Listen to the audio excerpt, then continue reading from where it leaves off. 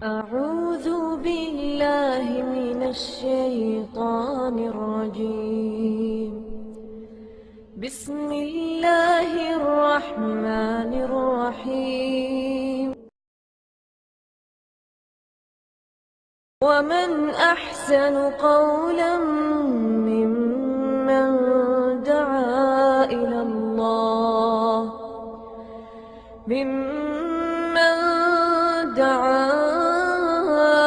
الله وعمل صالحا وقال إنني من المسلمين.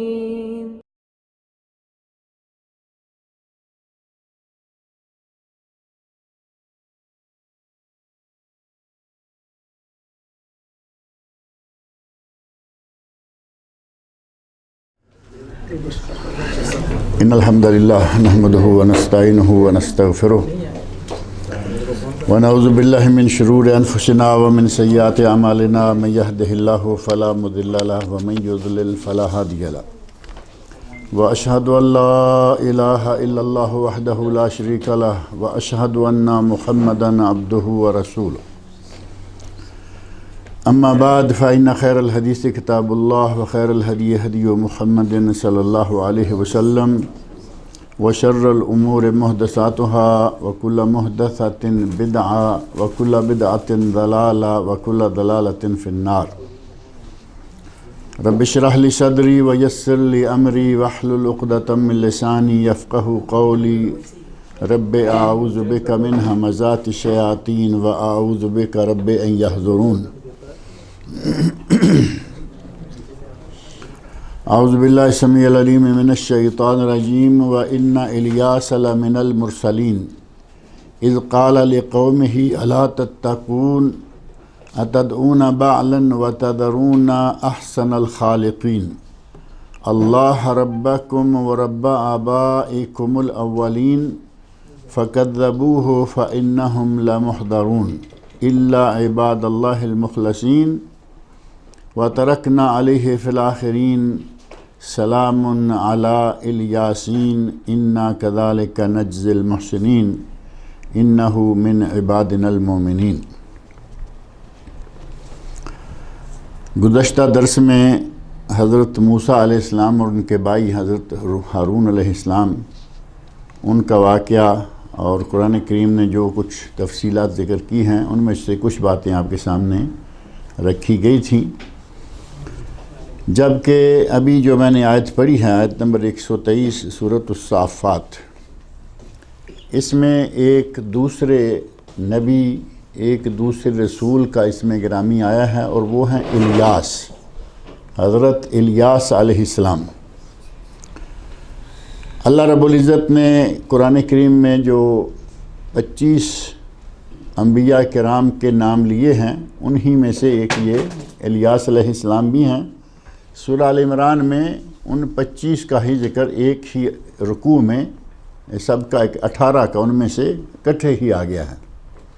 وَتِلْكَ حُجَّتُنَا یہاں سے وہ رکوع شروع ہوتا ہے اور اس میں 18 انبیاء کرام کا بیک وقت ذکر کر کے اللہ نے فرمایا وَلَوْ أَشْرَكُوا لَحَبِطَ عَنْهُمْ مَا كَانُوا يَعْمَلُونَ، اگر کبھی یہ 18 پیغمبر بھی شرک کرتے تو میں ان کے اعمال برباد کر دیتا.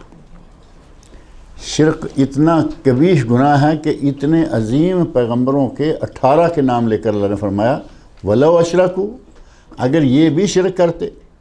اور سورہ زمر میں جا کر نبی اکرم صلی اللہ علیہ وسلم کو خاص کرتے ہوئے فرمایا لَإِنْ أَشْرَكْتَ لَيَحْبَطَنَّ عَمَلُكَ، اے میرے نبی اگر کبھی تو شرک کرے تو تیرے اعمال بھی یقیناً برباد ہو جائیں. کتنا سخت اور کتنا اللہ رب العزت کو ناراض کرنے والا یہ فعل ہے کہ اس کی عبادات میں کسی غیر اللہ کو شریک کر لیا جائے، اور عبادت میں سے عبادت چاہے کوئی بھی کیوں نہ ہو. انہی انبیاء میں سے ایک نبی حضرت الیاس علیہ السلام ہیں، اور الیاس علیہ السلام کو الیاس یہاں قرآن کریم نے الیاس کہا، اور قرآن کریم کے ہی دوسرے مقام پر اللہ رب العزت نے انہیں الیاسین بھی کہا ہے. ابھی آگے وہ آ جائے گا، سلام علی الیاسین۔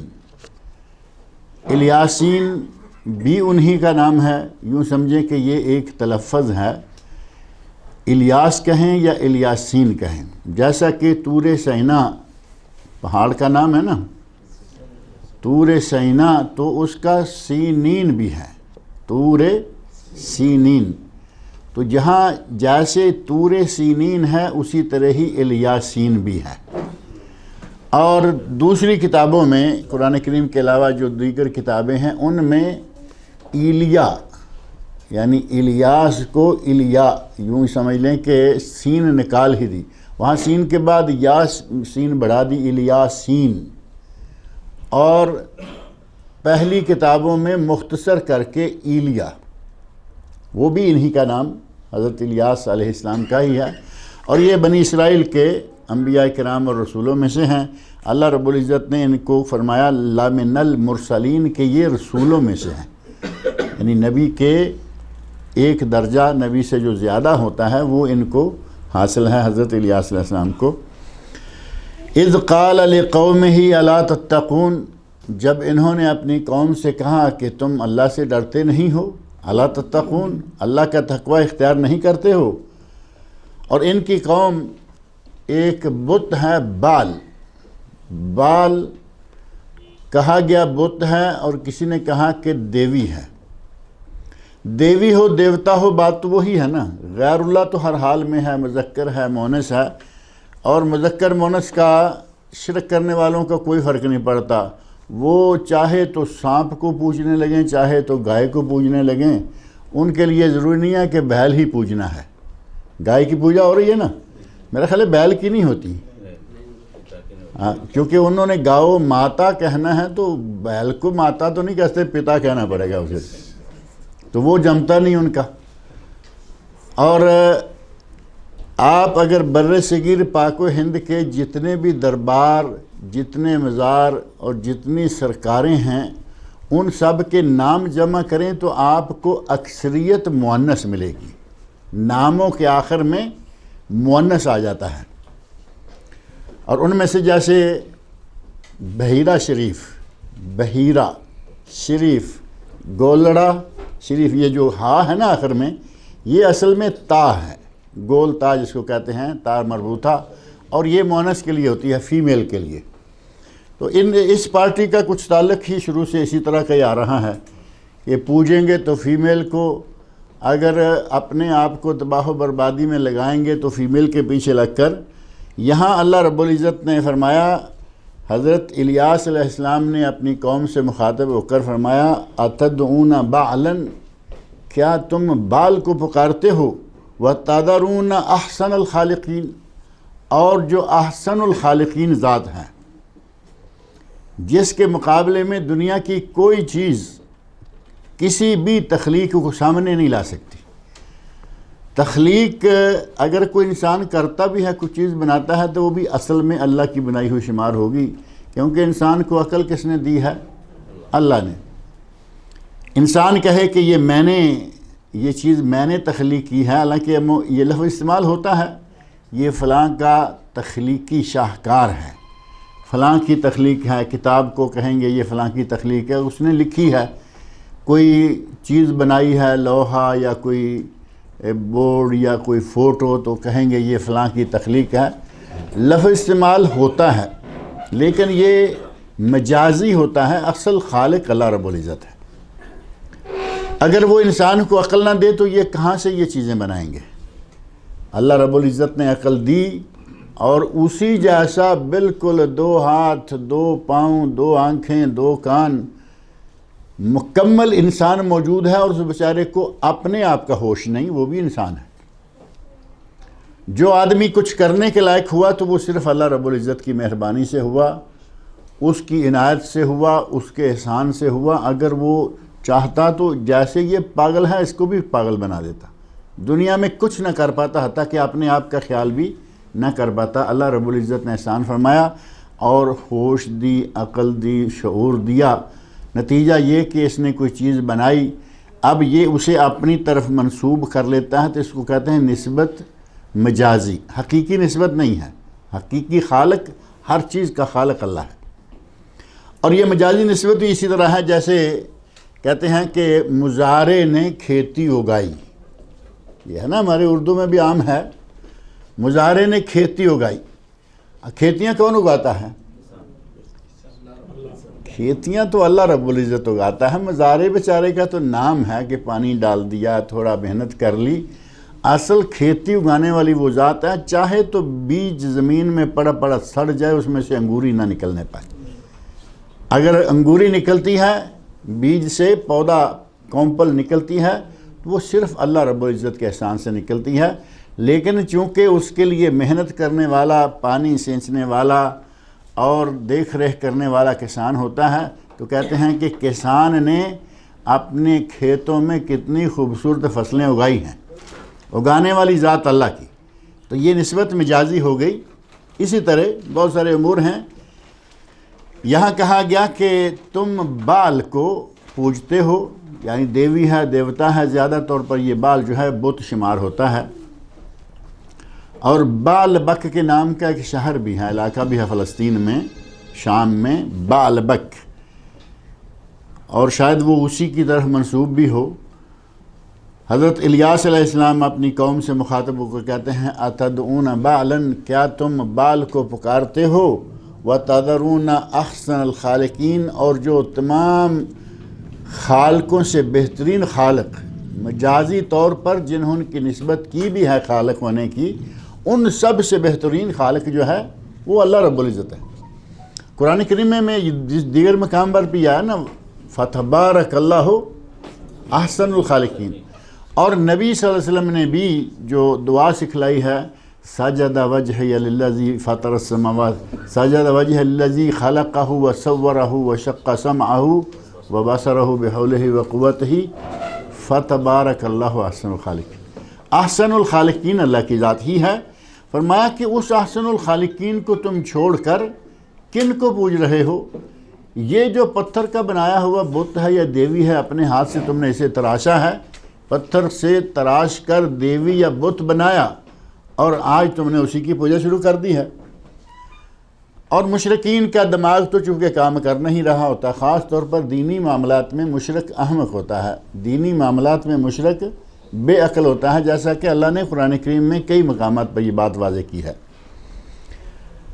صحابہ کرام میں سے بعض صحابہ نے اپنے واقعات بتائے، کہا کہ ہم ایک خوبصورت پتھر اٹھاتے اور اسے اپنے ساتھ رکھ لیتے، اور سفر میں جاتے آتے جہاں کہیں موقع ملتا کہیں نہ کہیں رکھتے، اور اس کے سامنے ہاتھ جوڑ کے کھڑے ہو جاتے اور کچھ نہ کچھ اس سے مانگتے، یعنی جو طریقہ کار ہوتا ہے ان کے مشرکوں کا۔ تو کہتے ہیں کہ خوبصورت پتھر پاس ہیں، اٹھائے ہوئے پھر رہے ہیں کہ یہ بڑا خوبصورت ہے، اور اسی سے مانگنا شروع کر دیا، اٹھا کے خود لے کے جا رہے ہیں۔ یا کم از کم وہ تمہارے ساتھ چلتا ہوا ہی جائے، تب بھی آدمی کہے کہ کسی کام کا ہے، خود اٹھایا ہوا ہے، جہاں چاہے ذرا سامنے رکھا اور اس سے مانگنا شروع کر دی۔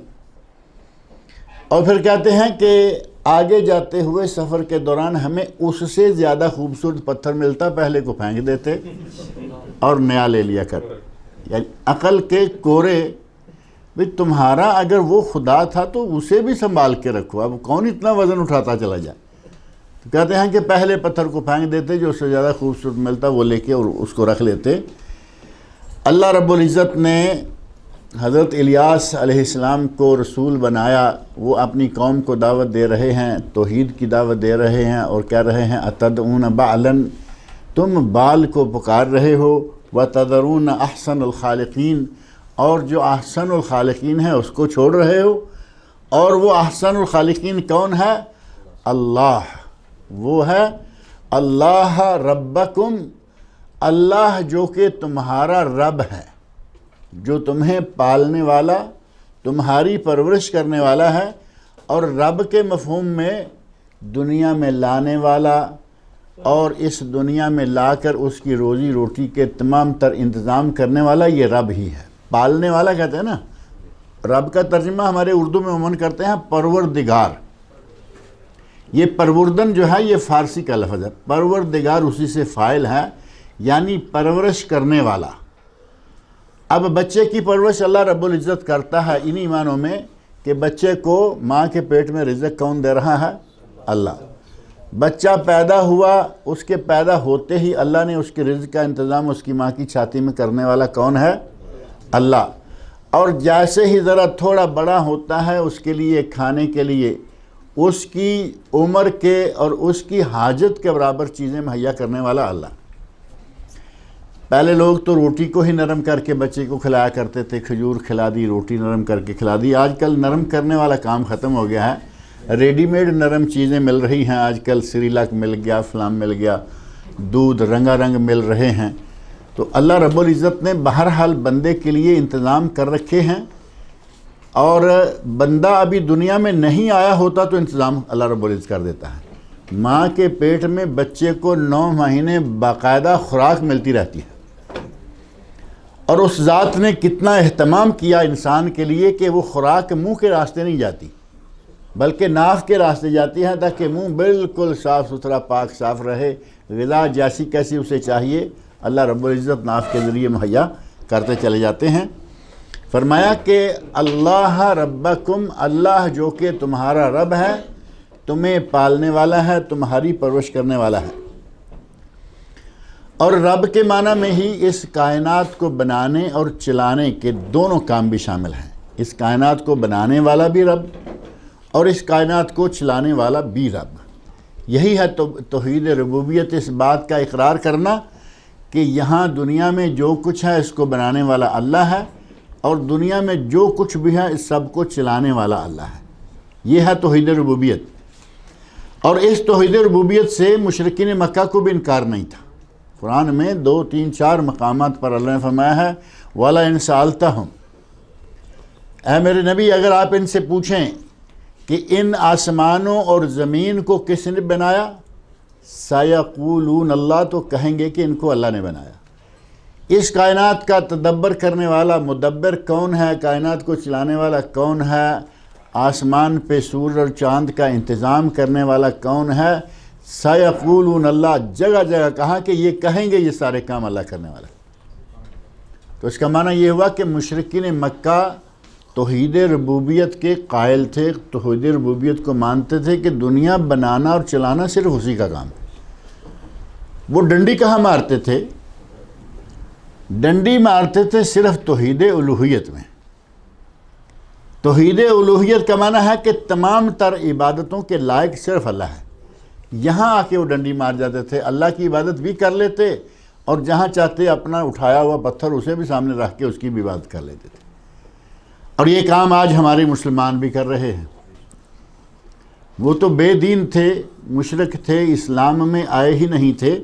آج ہمارے مسلمان اسلام قبول کر کے لا الہ الا اللہ محمد رسول اللہ اشہد ان لا الہ سارے کلمے پڑھ کے، بلکہ ہمیں تو شاید 6 پورے نہیں آتے، لوگوں کو 6 آتے ہیں، 6 کلمے یاد کیے ہوئے ہیں، اور خاص طور پر شادی قریب ہو تو پھر بڑے اہتمام سے 6 کلمے یاد کرتے ہیں، کیونکہ بعض مولوی پوچھ لیتے ہیں کہ بھائی 6 کلمے سناؤ۔ اب اس ڈر سے کہ کہیں عین وقت پہ ہم اس امتحان میں فیل نہ ہو جائیں، 6 کلمے رٹ کے یاد رکھے ہوئے ہیں۔ اور کئی لوگ ہیں وہ کلمے نہیں رٹتے، ان کے پاس پیسہ ہوتا ہے وہ کام چلا لیتے ہیں۔ مولوی صاحب نے کہا کہ 6 کلمے سناؤ بیٹا، اب بیٹے کا پسینہ چھوٹنے لگا، بڑا بھائی والد کوئی بھی بیٹھا ہوا ہے، وہ کچھ مولوی صاحب کی جیب میں ہاتھ ڈالتے ہیں، اب 6 کلمے مولوی پڑھنا شروع ہو جاتا ہے کیونکہ ان کا کام ہو گیا۔ تو یہ کلمے سارے پڑھ کے اسلام میں آ کر مسلمان کہلوا کر اور اپنے آپ کو بڑے دھڑلے سے مسلمان کہلاتے ہیں، لیکن شرک کھل کھلا کے کیے چلے جا رہے ہیں جس طرح کے مشرکین مکہ کرتے تھے۔ بلکہ میں کئی مرتبہ یہ کہتا ہوں کہ مشرکین مکہ سے بھی ہماری حالت پتلی ہوتی جا رہی ہے۔ مشرکین مکہ جب بہت بڑی مصیبت آتی تو وہ چھوڑ دیتے تھے سب کو، بڑی مصیبت آتی چھوڑ دیتے۔ اکرمہ بن ابو جہل، اکرمہ رضی اللہ عنہ کے اسلام کا واقعہ معروف ہے نا، یہاں میں نے ذکر کیا ہے۔ وہ سمندر کے اندر ہیں، طوفان آیا تو کشتی والوں نے کہا کہ اب ہمیں صرف اللہ ہی بچا سکتا ہے، اب ہمیں صرف اللہ ہی بچا سکتا ہے، دوسرا کوئی نہیں بچائے گا۔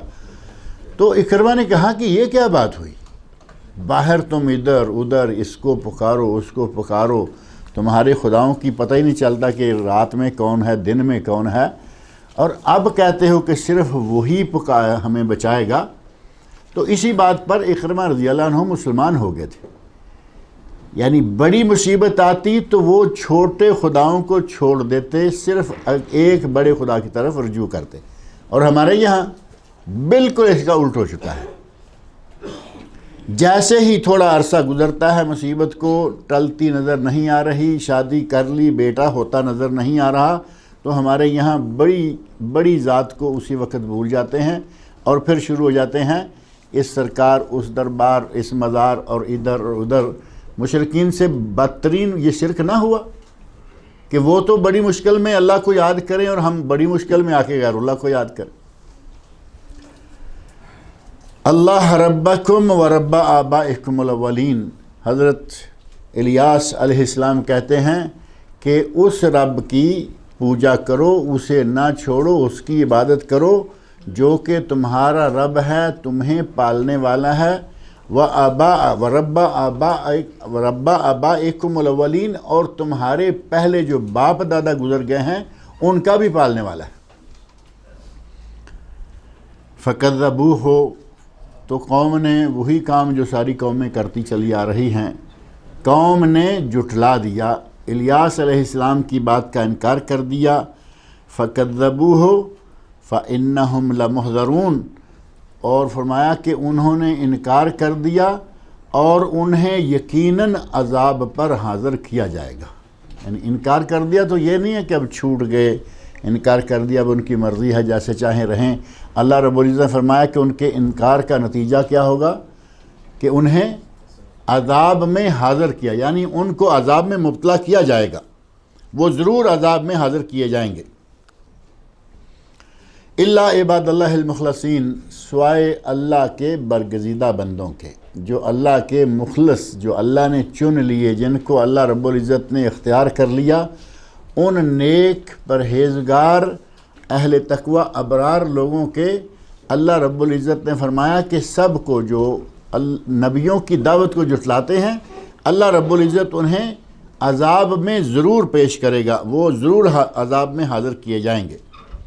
الا عباد اللہ المخلصین، سوائے اللہ کے مخلص بندوں کے۔ وَتَرَكْنَا عَلَيْهِ فِي الْآخِرِينَ، الیاس علیہ السلام نے دعوت کے سلسلہ میں اپنا فریضہ ادا کر دیا۔ اللہ نے فرمایا کہ ہم نے الیاس علیہ السلام کا ذکر بعد میں آنے والی قوموں میں چھوڑ دیا، یعنی ان کا نام زندہ جاوید ہو گیا۔ زندہ جاوید کا لفظ استعمال کرتے ہیں نا ہم کہ فلاں کا نام زندہ جاوید ہو گیا۔ زندہ جاوید ہونا یہ ہے، اللہ رب العزت شہادت دے رہا ہے کہ ہم نے ان کا نام بعد میں آنے والی قوموں کے اندر چھوڑ دیا، کہ بعد میں آنے والی قومیں ان کا ذکر کرتی رہیں گی، ان کا تذکرہ ہوتا رہے گا، ان کا نام ہمیشہ کے لیے زندہ ہو گیا۔ آج دیکھیں الیاس علیہ السلام بنی اسرائیل کے انبیاء میں سے ہیں، کب گزرے ہیں، کتنے ہزار سال ہو گئے ہیں، ہمیں کچھ معلوم نہیں، لیکن یہاں بیٹھے ہم ان کا ذکر کر رہے ہیں نہیں۔ اللہ رب العزت نے فرمایا بعد میں آنے والوں میں ہم نے ان کا ذکر چھوڑ دیا۔ سلام علی الیاسین، الیاس علیہ السلام پر سلامتی ہو، اللہ کا سلام حضرت الیاس علیہ السلام کے لیے۔ انا کذالک نجزی المحسنین، ہم نیکوکاروں کو اسی طرح جزا دیتے ہیں۔ نیکوکاروں کو جزا دینے کی ایک شکل، ایک جھلک اللہ نے دکھا دی کہ ہم ان کے نام کو ہمیشہ کے لیے زندہ کر دیں، ہمیشہ زندہ رہے گا اور قیامت تک آنے والے لوگ ان کا نام لیتے رہیں گے۔ دنیا میں بہترین جزا ہو گئی، اور آخرت میں انبیاء کرام کو جو مقام ملے گا اس میں کوئی شک کرنے والی بات رہ ہی نہیں جاتی۔ فما انا کذالک نجزی المحسنین، ہم احسان کرنے والوں، ہم خلوص کے ساتھ عبادت کرنے والوں، اور احسان محسنین کا ترجمہ عموماً نیکوکاروں کیا جاتا ہے، نیکوکاروں کو، یعنی جو کہ پورے خلوص کے ساتھ اللہ کی عبادت کرتے ہیں، نیکیاں کرتے ہیں، ہم انہیں ایسا ہی بدلہ دیتے ہیں۔ انہ من عبادنا المومنین، الیاس علیہ السلام ہمارے مومن بندوں میں سے تھے۔ اب نبی ہیں، رسول ہیں، اور پھر مومن کا لفظ بھی لا رہے ہیں، اللہ رب العزت فرمایا کہ ہمارے مومن بندوں میں سے ہے۔ اور عموماً اللہ رب العزت جہاں نبیوں رسولوں کا ذکر کرتا ہے، ابھی یہ پچھلے یہ دونوں انبیاء حضرت موسیٰ علیہ السلام اور حضرت ہارون، ان دونوں کا ذکر گزرا ہے، تو ان کا ذکر گزرا، ان کے آخر میں یہی ہے، سلام علی موسیٰ و ہارون انا کذالک نجزی المحسنین انہما من عبادنا المومنین، کہ وہ ہمارے مومن بندوں میں سے تھے۔ الیاس علیہ السلام کا ذکر یہاں ختم ہونے لگا تو فرمایا کہ انہو من عبادنا المحسنین، انہو من عبادنا المومنین، کہ وہ ہمارے مومن بندوں میں سے تھے۔ الیاس علیہ السلام مومن بندوں میں سے۔ اللہ نے نبیوں، رسولوں، پیغمبروں کو مومن کے طور پر کیوں متعارف کرایا؟ اس کی دو وجہ عموماً بیان کی جاتی ہیں۔ ایک تو یہ کہ اللہ رب العزت نے مومن نبی رسول ان کے بارے میں بعض لوگوں نے بڑی غلط روایات مشہور کر رکھی ہیں۔ بعض لوگوں میں نے آپ انبیاء کرام کا ذکر پڑھیں تو بعض روایات ایسی ہیں کہ انبیاء کرام کی بڑی کردار کشی کی گئی۔ حضرت عیسیٰ علیہ السلام کا تذکرہ پڑھ کے دیکھیں، ان کو خدا کا بیٹا کہا گیا، ان کی ماں کی شادی نہیں ہوئی۔ کچھ بدبخت لوگوں نے ماں کو الزام دیا اور کہا کہ ان کے والد کا نام یوسف ہے۔ کردار کشی ہے یا نہیں ان کی حضرت عیسیٰ علیہ السلام کی؟ کہا کہ عیسیٰ ابن یوسف، کوئی یوسف تھا جو ان کا والد تھا۔ اللہ کہہ رہا ہے کہ ہم نے بغیر باپ کے عیسیٰ علیہ السلام کو دنیا میں بھیجا ہے، بغیر باپ کے۔ کچھ لوگوں نے اب وہ کہانی گھڑی اور کہا کہ مریم کے نعوذ باللہ اس کے ساتھ تعلقات تھے۔ کردار کشی کے اس عالم کو مختلف روایتوں میں، بعض روایتیں ہمارے نبی صلی اللہ علیہ وسلم کی شادی جو حضرت زینب بنت جحش رضی اللہ عنہ سے ہوئی ہے، اس میں بعض حکایتیں ایسی داخل کر دیں کہ انہیں دیکھ لیا، ان پہ دل فریفتہ ہو گیا اور ایسا ہو گیا، باتیں کرنے کو جی نہیں چاہتا۔ کچھ لوگوں نے اس طرح کی حکایتیں جو بیان کی تو اللہ رب العزت نے انبیاء کا ذکر کرتے کرتے یہ بھی کہا کہ وہ مومن تھے، اور مومن کے لیے عموماً یہ بات چیز طے ہے کہ مومن ان فحاشیوں میں مبتلا نہیں ہوتے۔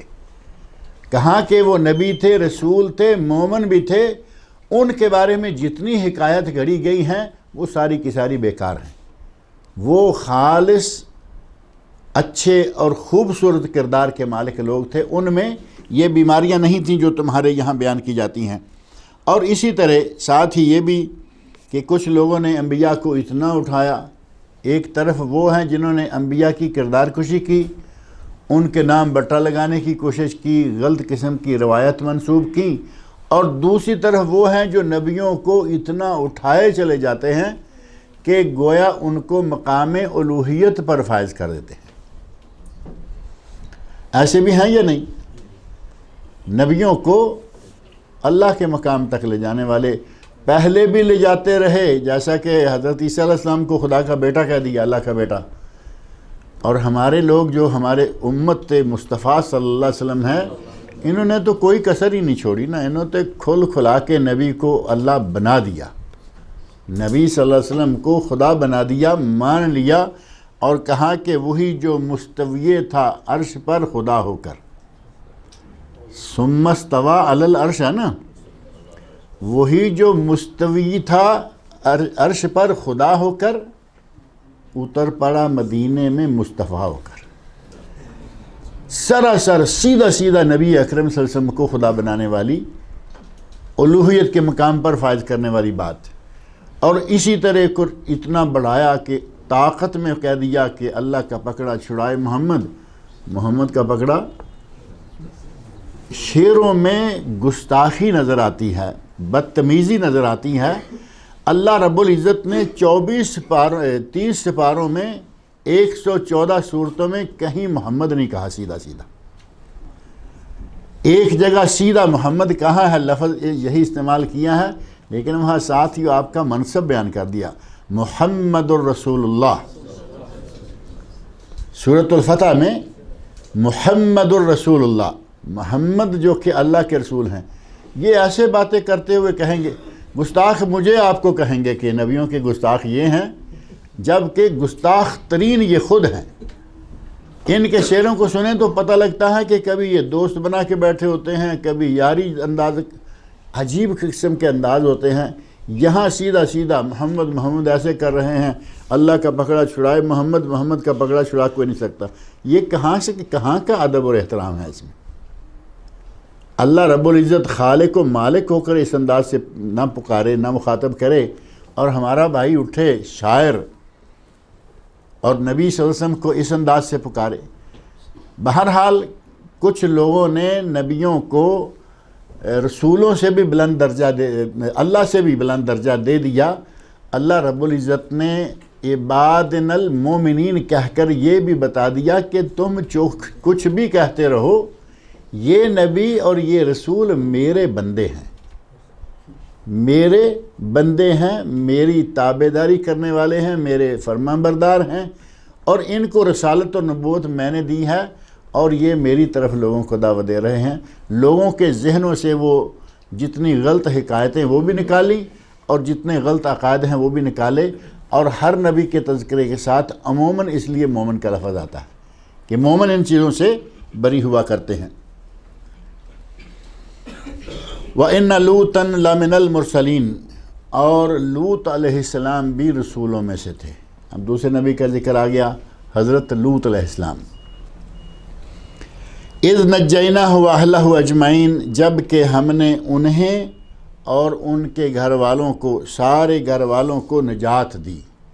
سارے گھر والوں کو نجات دی، لگتا ہے نا کہ گھر والے سارے نجات پا گئے، اور حالانکہ ہمارے یہاں تو مشہور ہے نا کہ نجات پانے والوں میں سے ایک نہیں تھی، ان کی بیوی نہیں تھی۔ اللہ رب العزت نے فوراً کہا اِلَّا عَجُوزًا فِي الْغَابِرِينَ، اجمعین کا لفظ استعمال کر کے کوئی شک و شبہ نہیں چھوڑا۔ اِذْ نَجَّيْنَاهُ وَأَهْلَهُ أَجْمَعِينَ، جب کہ ہم نے، وہ وقت یاد کرو جب کہ ہم نے انہیں نجات دی اور ان کے سارے گھر والوں کو نجات دی، اِلَّا عَجُوزًا، لیکن ایک بڑھیا جو کہ ان کی بیوی ہیں، فی الغابرین، وہ پیچھے رہ جانے والوں میں سے تھی۔ پیچھے رہ جانے والوں کا معنی کیا ہے؟ اللہ رب العزت نے حضرت لوط علیہ السلام کو پیغام بھیجا فرشتوں کے ذریعے کہ تم آج راتوں رات اپنا گاؤں چھوڑ کر نکل جاؤ۔ لوط علیہ السلام کی بستی معروف ہے، وہ سدوم نام سے ہے نا،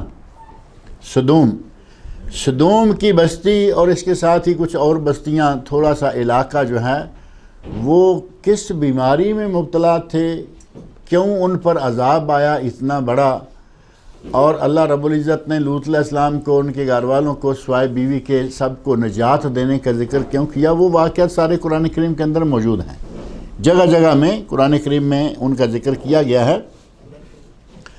ان کا تھوڑا سا تذکرہ کرتے ہیں۔ کہا اِلَّا عَجُوزًا فِي الْغَابِرِينَ، سوائے ایک بڑھیا کے جو کہ پیچھے رہ جانے والوں میں سے تھی۔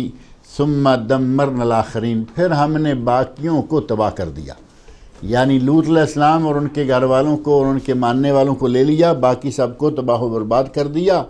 وَإِنَّكُمْ لَتَمُرُّونَ عَلَيْهِمْ مُصْبِحِينَ، اور فرمایا کہ اے مکے والو، تم تو صبح وہاں سے گزرتے ہو، جب تم شام جاتے ہو تو تمہارے راستے میں وہ بستیاں پڑتی ہیں، اور تمہارا سفر عموماً جب شروع ہوتا ہے تو وہاں صبح ہوتی ہے، تمہاری صبح جس وقت تم گزر رہے ہوتے ہو صبح کے وقت، وہاں وہ لوط علیہ السلام کی بستیاں جو ہیں، جو سدوم اور دوسری بستیاں ہیں، وہ وہی علاقہ ہوتا ہے۔ وَبِاللَّيْلِ، کبھی آگے پیچھے چلتے ہو، ٹائم چلنے کا آگے پیچھے ہو جاتا ہے تو رات کو گزرتے ہو، تم دن رات ان بستیوں کے پاس سے گزرتے ہو جن بستیوں کو اللہ رب العزت نے تباہ و برباد کیا، اور اس بستی کا کیا حال کیا؟ زمین سے اٹھا کے آسمان کے قریب لے جا کر الٹا کر پھینکا، اور اوپر سے پتھروں کی بارش کی۔ اتنا سخت اور اتنا ذلت ناک عذاب شاید کسی دوسری قوم کو نہیں ہوا کہ زمین ہی ساری کا ٹکڑا ہی اٹھا کے اس کو الٹا دیا گیا ہو، تاکہ جہاں وہ یہ اپنے جرائم کا ارتکاب کرتے رہے ہیں وہ حصہ ہی نیچے چلا جائے۔ فرمایا وَإِنَّكُمْ لَتَمُرُّونَ عَلَيْهِمْ مُصْبِحِينَ وَبِاللَّيْلِ، تم صبح کے وقت وہاں سے گزرتے ہو، رات کے وقت وہاں سے گزرتے ہو۔ افلا تعقلون، کیا تم عقل نہیں کرتے ہو؟ جب تم وہاں سے گزرتے ہو، دیکھتے ہو تو کیا تم کچھ بھی نہیں سمجھتے ہو کہ یہ کیوں ہوا، یہ ایسا کیوں ہوا، اللہ رب العزت نے ان کو اتنا سخت عذاب کیوں دیا؟ تم نے کبھی ان باتوں پہ غور نہیں کیا؟ اللہ رب العزت کی قدرتوں پر، اللہ رب العزت کے نافرمانی کرنے والوں کے انجام پر کبھی توجہ تم نے نہیں دی؟ اور ان کا ذکر جو ہے پوری قوم کا قرآن کریم کے ایک آدھ مقام پر نہیں بلکہ متعدد مقامات پر آیا ہے، جن میں سے اللہ رب العزت نے دو ایک مقامات کا تذکرہ جو ہے وہ آپ کے سامنے رکھتے ہیں۔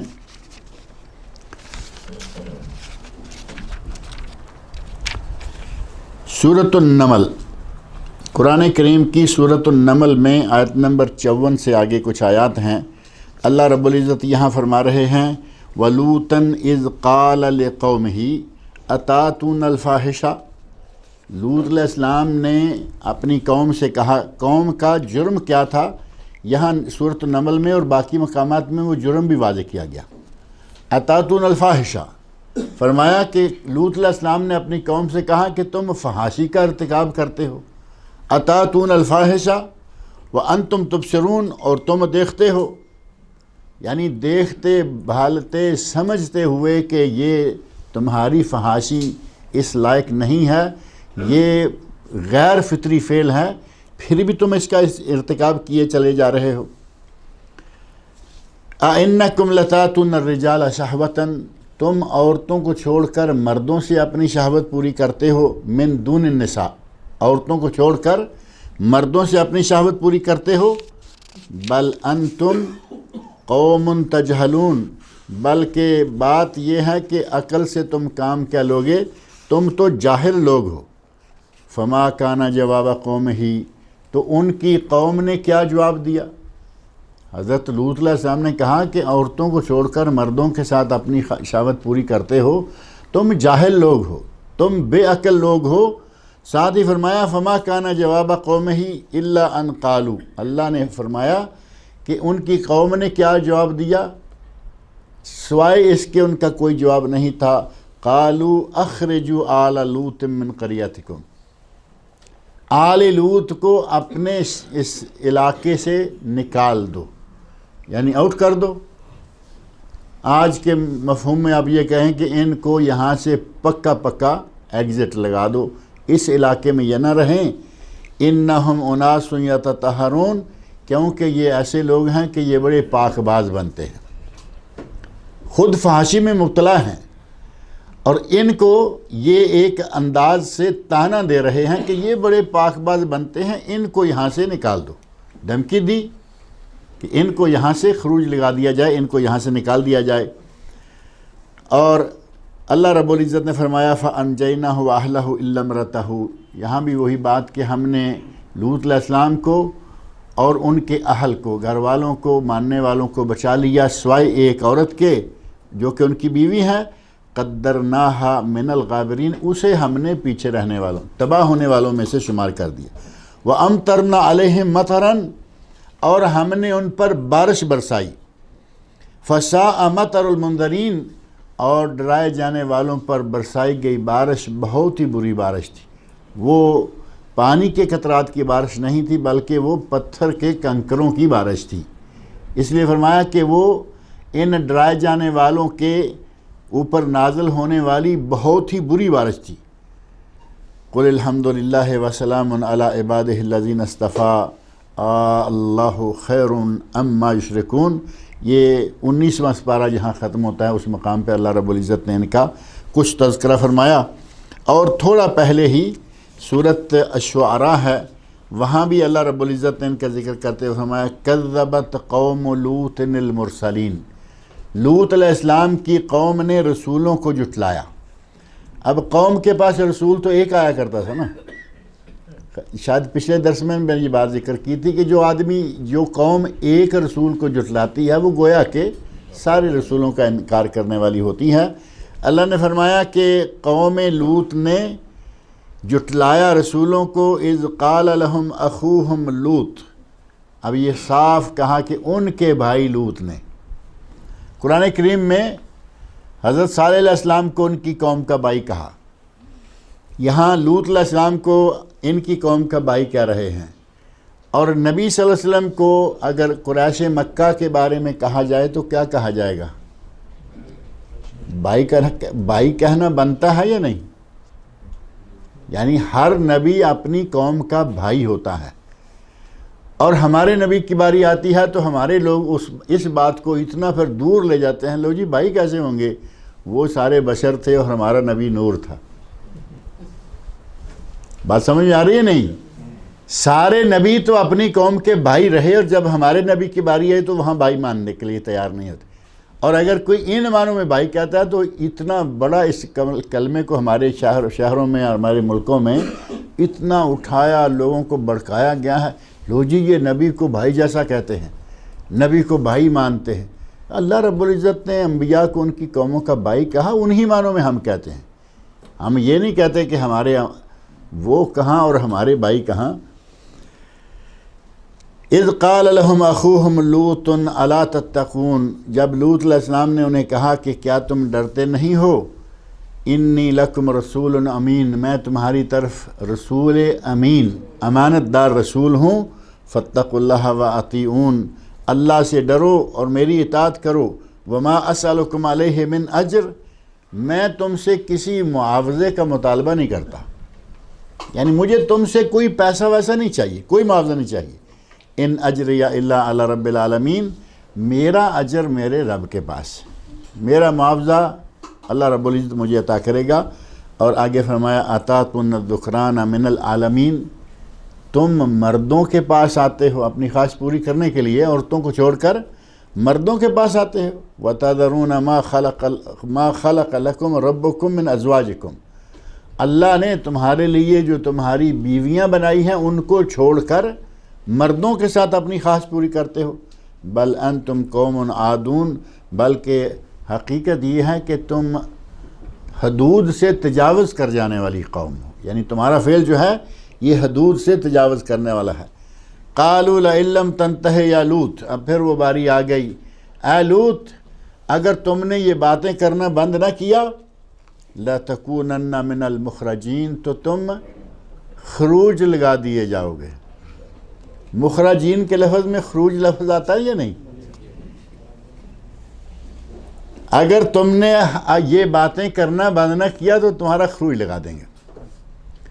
کچھ اس انداز سے وہ اپنے نبی کو ڈرا رہے ہیں کہ اگر تم نے یہ باتیں نہیں چھوڑی تو پھر تمہیں یہاں سے ملک بدر کر دیا جائے گا، نکال دیا جائے گا۔ قال انی لعملکم من القالین، میں تمہارے اس کام سے بہت بیزار ہوں، یعنی تم نے جو رویہ اختیار کر رکھا ہے میں اس سے بہت ہی بیزار ہوں، اور دعا مانگی رب نجنی واہلی مما یعملون، اے اللہ یہ جس بد کرداری میں مبتلا ہیں مجھے اور میرے اہل و عیال کو اس سے نجات دلا، فنجیناہ واہلہ اجمعین الا عجوزا فی الغابرین، ہم نے لوط علیہ السلام کو اور ان کے اہل و عیال کو اس قوم کے شر سے، اس قوم کے بدفعلیوں سے بچا لیا، الگ کر لیا، لیکن ایک بڑھیا پیچھے رہنے والوں میں سے ہو گئی، ثم دمرنا الآخرین، اور پھر ہم نے باقی کو تباہ و برباد کر دیا، وامطرنا علیہم مطرن، ان پر ہم نے وہ بارش برسائی، فساء مطر المنذرین، جو کہ بہت ہی بری بارش تھی، جیسا کہ میں نے پہلے ذکر کیا ہے۔ قرآن کریم میں اللہ رب العزت نے اس قوم کا یہ کردار اور یہ کرتوت بھی بتا دی کہ ان پر یہ اتنا سخت عذاب جو ہے وہ آیا کیوں تھا۔ حضرت لوط علیہ السلام نے اپنی قوم کو بہت سمجھانے کی کوشش کی، حتیٰ کہ یہاں سورۃ ہود میں جہاں یہ لوط علیہ السلام کا واقعہ ذکر ہوا ہے وہاں اس حد تک لوط علیہ السلام نے کہا کہ تم کتنے ظالم ہو، تمہارے پاس اپنی خواہش پوری کرنے کے لیے عورتیں ہیں، تمہاری بیویاں ہیں، اور جب مہمان آئے لوط علیہ السلام کی قوم کو تباہ کرنے کے لیے تو اللہ رب العزت نے آخری دم پر ان کی پھر آزمائش لے لی، اور وہ مہمان جو ہیں وہ نوجوان خوبصورت لڑکوں کی شکل میں آئے۔ اب خوبصورت لڑکوں کی شکل میں آئے، اور وہ بدبخت یہی کام کیا کرتے تھے کہ جہاں دیکھا کوئی لڑکا خوبصورت آدمی دیکھا اور اسے پکڑا، اپنی بدکاری وہاں شروع کی۔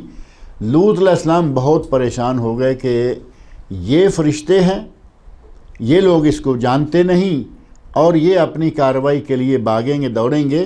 فرمایا وَلَمَّا جَاءَتْ رُسُلُنَا لُوطًا سِیءَ بِهِمْ، جب ہمارے بھیجے ہوئے رسول یعنی فرشتے لوط علیہ السلام کے پاس پہنچے، سِیءَ بِهِمْ، لوط علیہ السلام کو یہ معاملہ بہت ہی تکلیف دہ برا لگا، وَضَاقَ بِهِمْ ذَرْعًا، اور ان کی وجہ سے وہ بہت ہی زیادہ پریشان اور غمگین ہو گئے۔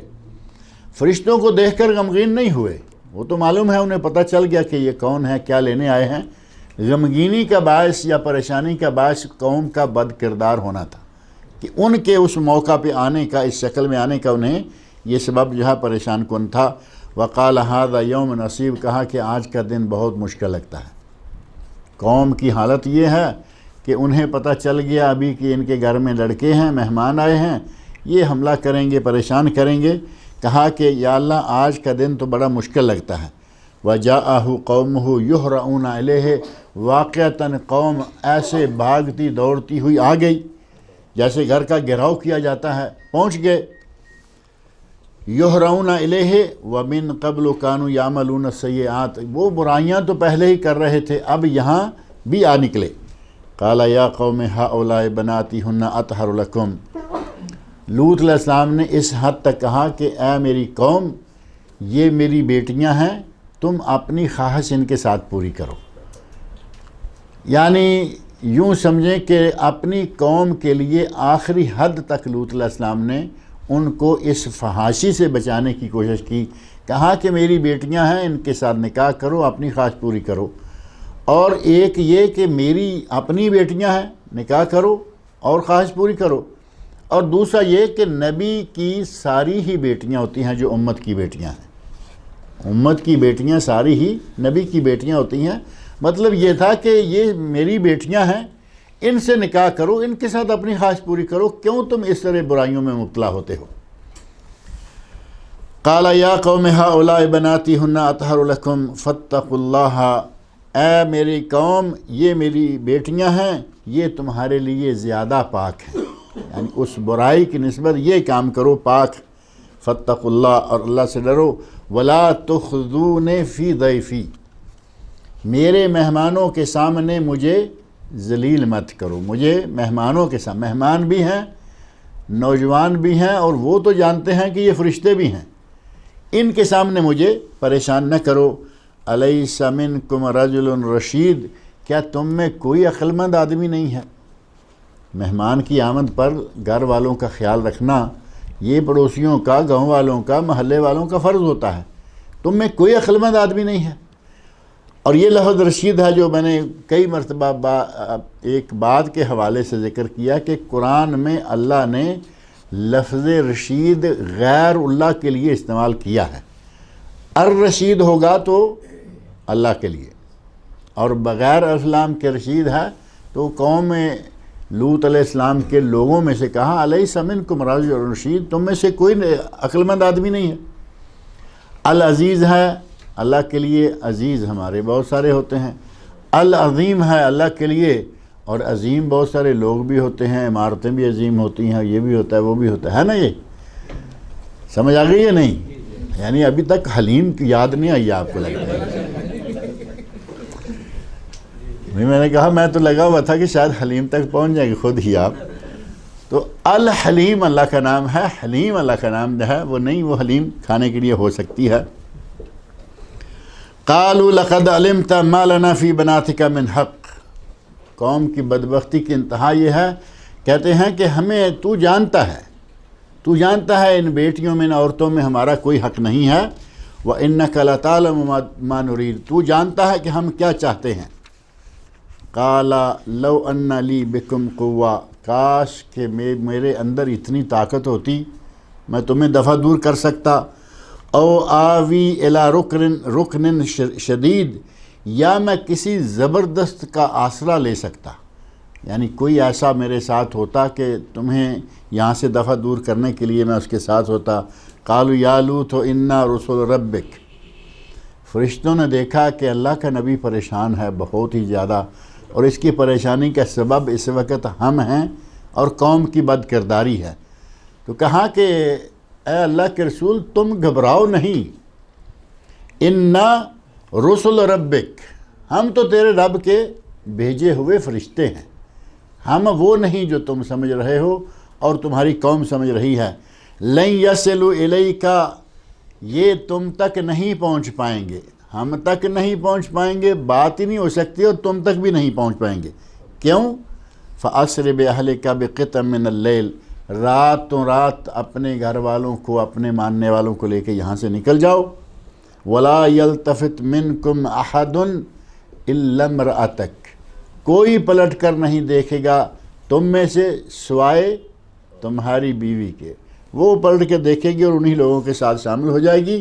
اِنَّهُ مُصِيبُهَا مَا أَصَابَهُمْ، اس عورت کو وہی عذاب پہنچے گا جو کہ باقی قوم کو پہنچنے والا ہے۔ إِنَّ مَوْعِدَهُمُ الصُّبْحُ، ان کا وعدہ صبح کا ہے، یعنی راتوں رات تم نکل جاؤ، آج صبح ان کے ساتھ جو ہونے والا ہے وہ ہونے والا ہے۔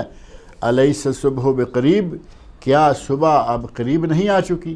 رات کو یہ بات ہو رہی ہو تو صبح کب دور ہے بھائی، صبح تو قریب آ گئی۔ فَلَمَّا جَاءَ أَمْرُنَا جَعَلْنَا عَالِيَهَا سَافِلَهَا، جب ہمارا حکم آ گیا تو ہم نے اس زمین کے اوپر والے حصے کو نیچے کر دیا، نیچے والے حصے کو یعنی زمین کو پلٹا دیا۔ وَأَمْطَرْنَا عَلَيْهَا حِجَارَةً مِّن سِجِّيلٍ مَّنضُودٍ، اور اس پر ہم نے کنکریلے پتھروں کی بارش تہ بتہ برسائی، یعنی پھر زوردار کنکریلے پتھر، نوکیلے پتھر، ان کی بارش برسائی۔ مُسَوَّمَةً عِندَ رَبِّكَ، جو کہ تیرے رب کی طرف سے نشان زدہ، یعنی یہ سارے پتھر جو ہیں اس قوم پر برسائے جائیں گے۔ وَمَا هِيَ مِنَ الظَّالِمِينَ بِبَعِيدٍ، اور یہ قریہ، یہ بستی اور وہ ظالم لوگ وہ کہیں دور نہیں تھے بلکہ وہ ان کے قریب ہی تھے۔ اللہ رب العزت نے حضرت لوط علیہ السلام کی قوم کی پوری بستی کو اٹھا کر الٹا کر بارش برسائی اور پتھروں کی بارش برسائی۔ سخت قسم کا عذاب انہیں دیا گیا کیونکہ ان کا فعل انتہائی گندہ تھا، یعنی غیر فطری فعل کے نتیجہ میں اللہ نے ان کو یہ سزا دی۔ آج بھی کہا گیا کہ اگر کوئی اس فعل کا ارتکاب کرتا ہے تو پہلی بات یہ فَقْتُلُ الْفَاعِلَ وَالْمَفْعُولَ، اور بعض ائمہ، بعض صحابہ کرام نے یہ رائے دی کہ اگر کوئی اس فعل کا ارتکاب کرتا ہے اور وہ شادی شدہ ہے، زنا کے معاملے میں شادی شدہ ہے سنگسار کیا جائے گا، اگر غیر شادی شدہ ہے 100 کوڑے مارے چھوڑے جائے گا، اس فعل کا ارتکاب کرے یہ کوئی شرط نہیں ہے، بلکہ کہا کہ اسے علاقے کی سب سے اونچی پہاڑ کی چوٹی پہ لے جا کر اس کو پھینکو، جیسے ان کے اوپر پتھروں کی بارش ہوئی تھی وہ انداز اس کا بھی ہو جائے۔ اور بعض نے کہا کہ اس کو جلا دیا جائے، لوگوں کے لیے اس کو عبرت بنا دیا جائے۔ اس طرح مختلف اقوال ملتے ہیں اس قوم کے، اور اس قوم کے فعل کے نتیجہ میں اللہ رب العزت نے وہ ایک عرصہ تک وہ بستی مکہ والوں کے لیے عبرت کا نشان بنی رہی، قرآن نازل ہوا، وہ بستیاں دیکھتے رہے، اور آج کل وہاں ان بستیوں کی جگہ پر زمین نہیں ہے۔ آپ کے مطالعہ میں یہ بات ہوگی کہ اس وقت وہ جگہ سمندر کی تہہ میں آ چکی ہے، اور جہاں سدوم نامی بستیاں تھیں اس وقت وہ علاقہ ڈیڈ سی میں آتا ہے، بحیرہ مردار یا بحر میت، ڈیڈ سی، اور وہ ڈیڈ سی کے بارے میں معروف ہے کہ اس میں کوئی چیز زندہ نہیں، کوئی مچھلی نہیں، کوئی کیڑا مکوڑا نہیں، اور انتہائی بدبودار علاقہ ہے۔ بدبودار فعل کا ارتکاب کرنے والوں کو کس قسم کی سزا دی گئی، اور آج اس جگہ سے بھی بدبو سمندر میں آ چکا ہے، لیکن سمندر بھی بدبودار ہے۔ اللہ رب العزت مجھے اور آپ سب لوگوں کو قرآن کریم پڑھنے، سننے، سمجھنے اور اس کے احکام پر عمل کرنے کی توفیق عطا فرمائے۔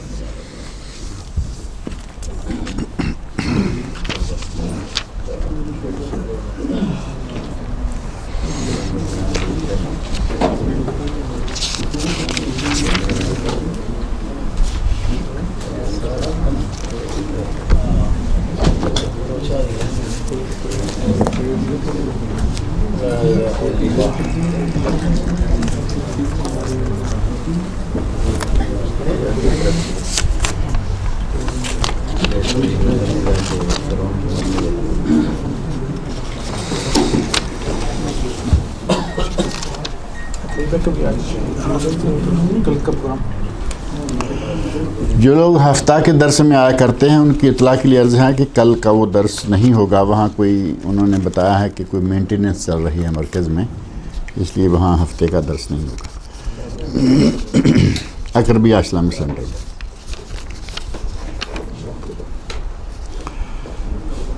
کسی نے سوال لکھا ہے کہ پچھلے سال میں نے زکوٰۃ کی رقم ادا کر دی، اس سال میں نے بزنس میں انویسٹ کیا، اس سال کی زکوٰۃ کی ادائیگی سے پہلے، اب زکوٰۃ کا اس معاملے میں کیا حکم ہے؟ یعنی پچھلے سال جو ان کے پاس پیسہ تھا اس کی انہوں نے زکوٰۃ ادا کر دی، اور اس سال پیسے پر سال پورا ہونے سے پہلے وہ پیسہ انہوں نے بزنس میں انویسٹ کر دیا. اگر بزنس میں انویسٹ کیا ہے اور وہ بزنس اس طرح کا ہے کہ اس میں آپ کا پیسہ جو ہے وہ خرچ ہو گیا، اب اس کے نتیجہ میں آپ کو جو پروفٹ آئے گا اس پہ آپ کو زکوٰۃ دینا ہوگی، اور وہ جو خرچ ہو گیا ہے اس پہ زکوٰۃ نہیں ہے. لیکن اگر آپ نے بزنس وہ کیا، جمعہ کے درس میں بھی یہ بات آئی تھی، اگر آپ نے بزنس وہ کیا کہ مثال کے طور پر کاریں خرید کے کھڑی کر لیں کہ ان کو بیچیں گے، نئی پرانی جو بھی ہے وہ کی سلسلہ جو چل رہا ہے، یا کوئی ایسی چیز جو کہ مکان فلیٹ خریدا بیچا، مکان بنایا خریدا بیچا، اگر اس طرح کا کوئی کام کرتے ہیں تو آپ کے ہاتھ میں جتنا مال ہوگا وہ سارے کا سارا مال تجارت شمار کیا جائے گا اور اس پر زکوٰۃ دینی ہوگی. لیکن اگر آپ نے انویسٹ کیا کہ مشینری لگا دی، کمپنی ہے مشینری لگا دی، فیکٹری ہے، مل ہے، تو وہ مال خرچ ہو گیا، کوئی شو روم کھولا اور شو روم پر خرچہ آ گیا، پیسے اس میں لگ گئے، ان چیزوں پر زکوٰۃ نہیں ہے. لیکن مال تجارت جو ہے اگر وہ ہے تو اس پر زکوٰۃ دینا ہوگی. ایک بچی نے اپنے خاوند سے خلا لے لیا اور وہ بچی 8 ماہ سے اپنے ماں باپ کے گھر میں ہے، اب طلاق ہو گئی ہے، کیا اب بھی اس کو عدت پوری کرنا ضروری ہے؟ یہ دو کام ایک ہی بچی نے کیوں کیے؟ پہلے خلا لیا تو وہ اس سے فارغ ہو گئی، اب طلاق کا کیا معنی ہوا؟ آپ ذہن میں رکھیں کہ خلا لے کر، یہ کسی حیدرآبادی کا لفظ لکھا ہوا لگتا ہے، یہ بڑی عمر کو بھی بچی کہتے ہیں، بلکہ کبھی کبھی مجھے تو چونکہ واسطہ پڑتا رہتا ہے نا، بیوی کو بھی بچی کہتے ہیں. بھائی بچی نے یہ کہہ دیا، حالانکہ بچی تو ہمارے چھوٹی بچی کو کہتے ہیں نا، تو بیوی تو بچی نہیں ہو سکتی نا، وہ تو تمہارے نکاح میں آ چکی، بڑی ہو چکی. باہر حیدرآباد والوں کو میں سنتا ہوں، میں یا پھر جس علاقے میں یہ کچھ ایسا رواج ہے بچی، مگر یار حیدرآبادی بچہ تو بچہ نہیں کہتے، بچے کا لفظ استعمال کرتے ہیں میرا خیال ہے. کوئی ایسا لفظ جو اسپیشل ہے ایک حیدرآبادیوں کے پاس، چلے کوئی دوسرا لفظ پکڑ کے کسی وقت بتاؤں گا. تو اگر بچی نے خلا لے لیا ہے تو اس کا اپنے شوہر سے تعلق ختم ہو گیا، اب طلاق لینے کا کوئی معنی ہی نہیں. اور اس کے لیے جو عدت اور یہ وہ کہہ رہے ہیں، خلا لینے کے بعد ایک حیض پیریڈ یا 1 مہینہ عدت ہے وہ ختم ہو گئی. اب اگر اپنے طور پر اس شوہر نے پیچھے سے طلاق بھی بھیج دی، اس کی کوئی حیثیت نہیں ہے. 1 مہینہ ایک حیض پیریڈ گزر گیا اور خلا لینے والی عورت کا رجوع نہیں ہوتا، آگے نکاح کرنے کے لیے 1 مہینہ ہے، لیکن یہ کہ شوہر واپس لے لے گا وہ لے ہی نہیں سکتا. خلا کی شکل ہی یہ ہے کہ شوہر اس عورت کو اب واپس نہیں لے سکتا جب تک عورت نہ چاہے. عورت چاہے گی تو نئے سرے سے نکاح کرنا ہوگا. لہٰذا یہ سوال جو ہے وہ بے ڈنگا سا ہو گیا. اب یہ اس کو ڈنگ والا کرنے کے لیے بتائیے کہ پہلے طلاق ہوئی بعد میں خلا ہوا، یا پہلے خلا ہوا بعد میں. اگر پہلے خلا ہوا تو طلاق کی کوئی حیثیت ہی نہیں. اگر طلاق ہوئی تو اس کی عدت ہے 3 مہینے یا 3 حیض پیریڈ. اگر وہ طلاق والی عورت یا بچی جوان ہے، مینسز پیریڈ وغیرہ سلسلہ چل رہا ہے تو 3 حیض پیریڈ. اور اگر بڑی عمر کی ہے یا بیمار ہے، مینسز بند ہو چکے ہیں، تو اس کے لیے 3 مہینے ہوتے ہیں. ایک ہفتے میں 4 بہت ہی قریبی رشتہ داروں کا انتقال ہو گیا.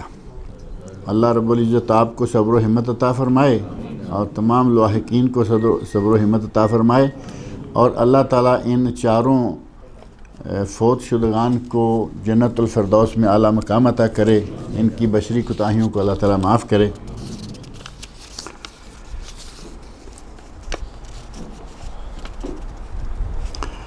رفع دین کا صحیح طریقہ کیا ہے؟ رفع دین کا صحیح طریقہ یہ ہے کہ اپنے ہاتھوں کو اپنے کندھوں تک یا اپنے کانوں کی لووں تک، یعنی یہ کان ہے نا، کانوں تک یا کندھوں تک، یہ تھوڑا اوپر یا تھوڑا نیچے معمولی ہے۔ صحیح مسنون طریقہ یہ ہے کہ اپنے ہاتھوں کی یہ ہتھیلیاں جو ہیں، ہتھیلیاں قبلہ رو ہوں، ہاتھوں کو ایسے دبا کے بند نہیں کرنا اور ایسے ٹکا کے کھولنا نہیں، یعنی ہاتھوں کو نارمل حالت میں رہنے دیں، اور اس انداز سے ہاتھ اٹھائیے، اونچے ہو جائیں گے تو کانوں تک پہنچ جائیں گے، نیچے رہ جائیں گے تو کندھوں تک۔ اور ایک تیسرا معیار ہے ہمارے پاس، لیول ہے، وہ یہ معیار ہے، یعنی کھڑے ہوئے اور تھوڑا سا ایسے ہاتھوں کو کیا اور وہیں کہیں نہ کہیں باندھ بھی لیے۔ باندھنے کے لیے بھی کوئی معیار نہیں، کوئی ٹھکانہ نہیں۔ آپ دیکھیں گے کہ کہاں سے لے کے کہاں تک، بعض لوگوں کو تو پتہ نہیں کیا نماز پڑھنے آتے ہیں، کیا کرنے آتے ہیں، ہاتھ کے اوپر ہاتھ ایسے رکھ کے جیسے ہاتھ ٹوٹے ہوئے ہیں اور بس کہیں ان کو سہارا دے رکھا ہے، اور کچھ ہیں تو وہ ایسے مروڑ مراڑ کے ہاتھوں کو کسی نہ کسی جگہ لٹکائے ہوئے ہوتے ہیں۔ نبی صلی اللہ علیہ وسلم نے فرمایا ہاتھ کے اوپر ہاتھ یا جوڑ کے اوپر جوڑ یا کلائی پر ہاتھ۔ اب یہ تین کام ہیں، یہ طریقہ کہیں نہیں ہے اور یہ طریقہ کہیں نہیں ہے جو ہمارے یہاں چل رہے ہیں، اور اگر یہ طریقہ اختیار کریں گے نا، ہاتھ پر ہاتھ اس طرح یا گٹ پر ہاتھ اور باقی سارا آگے کلائی پر یا تھوڑا اور آگے کریں گے، تو یہ جہاں ہم باندھ کے بیٹھے کھڑے ہوتے ہیں وہاں تک ہاتھ جاتا ہی نہیں، وہاں تک ہاتھ جاتے ہی نہیں۔ اور صحیح بخاری شریف میں یہ مقام ذکر ہوا کہ ہاتھوں کو ایسے رکھو، یعنی کیفیت بخاری شریف میں موجود ہے اور نبی صلی اللہ علیہ وسلم کی بتائی ہوئی ہے۔ علامہ البانی رحمۃ اللہ فرماتے ہیں کہ اگر بخاری شریف کی حدیث پر تھوڑا سا غور کیا جائے تو ہاتھ سینے سے نیچے جا ہی نہیں سکتے، جہاں یہ ناف کے نیچے تک باندھ کے کھڑے ہوتے ہیں نا وہاں تک ہاتھ جاتے نہیں، تو وہ رفع دین والے بھی وہیں کر کے نا وہیں باندھ دیتے ہیں، اور کبھی کبھی ہاتھ بڑا اونچا باندھیں گے لیکن رفع دین کا انداز جو ہے آتے آتے وہ ایسا ہی کرتے ہیں۔ ایسا نہیں، باقاعدہ آپ رفع دین کے لیے کندھوں تک یا کانوں تک ہاتھوں کو اٹھائیں اور آپ کی ہتھیلیاں قبلہ رو ہونی چاہیے، وہ تکبیر تحریمہ ہو، رفع رکوع جاتے ہوئے ہو، رکوع سے اٹھتے ہوئے ہو، یا تیسری رکعت کے لیے ہاتھ باندھتے وقت ہو۔ رفع دین کا طریقہ سب کے لیے ایک ہی ہے۔ کچھ لوگ ہیں وہ رفع دین پہلا تو بڑے اہتمام سے کرتے ہیں، بڑا ٹکا کے کریں گے، بعد میں پھر وہ وہی سلسلہ شروع کر دیتے ہیں۔ اب یہ سنت ہے تینوں جگہوں پر ایک جیسی، رکوع جاتے ہوئے، اٹھتے ہوئے اور تکبیر تحریمہ، اور تیسری رکعت بلکہ چوتھے مقام پر بھی اس کو ایک ہی جیسا سب جگہوں پر کرنا ہے۔ ایک عورت کا انتقال ہو گیا، اس کی اولاد نہیں ہے، شوہر ہے اور اس عورت کے بھائی بہن کے بچے ہیں، تو وہ وراثت کیسے دیں؟ عورت کا انتقال ہو گیا، اس کی اولاد نہیں، اگر اولاد نہ ہو تو شوہر کو اس کے مال سے آدھا چلا جائے گا۔ عورت کی اولاد ہو تو شوہر کو چوتھا حصہ، اور اولاد نہ ہو تو شوہر کو آدھا، اور باقی آدھا جو ہے وہ اس کے اپنے رشتہ داروں میں جائے گا۔ اس میں والدین ہیں، والدین ہمیشہ حقدار ہوتے ہیں چھٹے چھٹے حصے کے، 1/6 والدین کو، باقی جو بچ گیا وہ آدھا شوہر کو، اور جو پیچھے بچ گیا وہ اس عورت کے بھائی بہنوں کو، للذکر مثل حظ الانثیین۔ اس کی وفات کے وقت جو بھائی بہن موجود ہیں ان کا حصہ جائے گا، آگے ان کی بیویاں، ان کے شوہر لیں، وہ ان کے بچے لیں، اور اگر کوئی اس عورت کی وفات سے پہلے بھائی فوت ہو چکا ہے تو اس کے بچوں کو حصہ نہیں ملے گا۔ بھائی زندہ ہو اس کو حصہ جائے گا، بھائی کسی کی وفات سے پہلے فوت ہو چکا ہے، حتیٰ کہ بیٹا کسی کی وفات سے پہلے فوت ہو چکا ہو تو اس کی بہو، اس کی بیوی جو بہو ہے مرنے والے کی، اس کو اور اس کے پوتے پوتیوں کو حصہ نہیں جاتا، سوائے اس کے کہ وہ وصیت کے ذریعے اپنے مال کا 1/3 حصہ بھی دینا چاہیں، تو وہ دے سکتے ہیں۔ زکوٰۃ کی رقم رمضان میں غریب بستی میں روزہ افطار کے لیے دی جا سکتی ہے، یعنی روزہ افطار کے لیے کوئی اور کام کریں، زکوٰۃ کو وہاں نہ ڈالیں، کیونکہ آپ نے غریبوں مسکینوں کو دینی ہے تو یہ آپ ان کے گھر میں دے کے آئیے، وہ روزہ افطار کریں، وہ کچھ اور استعمال میں لائیں، وہ ان کا کام ہے۔ یہ جو افطار پارٹیاں یا افطار کے لیے کیمپ لگے ہوتے ہیں ان میں زکوٰۃ کا پیسہ نہ دیں، کیونکہ یہ آپ اپنے دوسرے پیسے سے، رمضان میں لوگ صرف زکوٰۃ نہیں، رمضان میں نبی صلی اللہ علیہ وسلم ایسے تیز ہوا سے بھی زیادہ صدقہ خیرات کرنے میں تیز ہوتے تھے، تو اس کو افطار میں نہ دیں، بلکہ کبھی ایسا بھی ہو سکتا ہے کہ آپ افطار پارٹی رکھ کے اپنے بڑے بڑے لوگوں کو جمع کر لیں اور اس کو زکوٰۃ کھلا کے بھیج دیں، ایسا نہ کریں آپ۔ اللہ تعالیٰ مجھے اور آپ سب لوگوں کو نیک عمل کی توفیق